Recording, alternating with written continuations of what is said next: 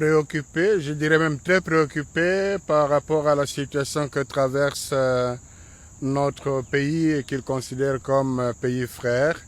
Le président Denis Sassou Nguesso a voulu écouter le cardinal que j'accompagne parce qu'il considère que, en tant que pasteur, il a aussi une responsabilité historique.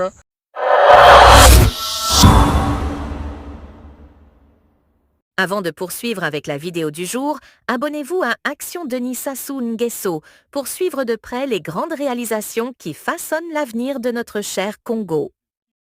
La situation politique et institutionnelle en République démocratique du Congo, la question a été au menu des échanges que le président de la République, Denis Sassou Nguesso, a eu jeudi en soirée à la résidence du Plateau avec Fridolin Ambongo, archevêque de Kinshasa, accompagné de l'abbé Donatien Cholet, secrétaire général et porte-parole de la CENCO, Conférence épiscopale nationale du Congo.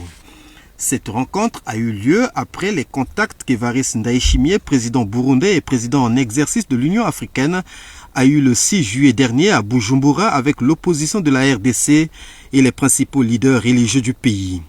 Elle intervient aussi après la visite de travail du président de la République démocratique du Congo, Félix-Antoine Tshisekedi Tshilombo à Brazzaville, le 3 du mois courant.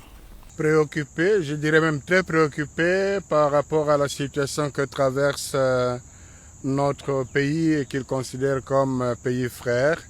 Le président Denis Sassou Nguesso a voulu écouter le cardinal que j'accompagne parce qu'il considère que, en tant que pasteur, il a aussi une responsabilité historique de la gestion de la chose commune, de la vie humaine. Et il considère que dans le contexte de l'Afrique aujourd'hui, la situation, la fragilité dans notre pays serait quelque chose de très grave. Il a voulu écouter le pasteur, ce qu'il en pense.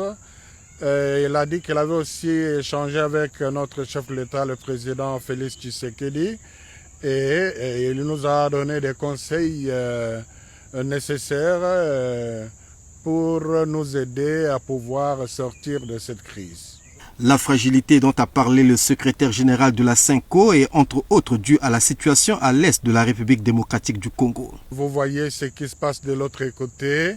Le pays est en guerre. Une partie de nos compatriotes ne peuvent plus être en communion physique avec nous pour diverses raisons.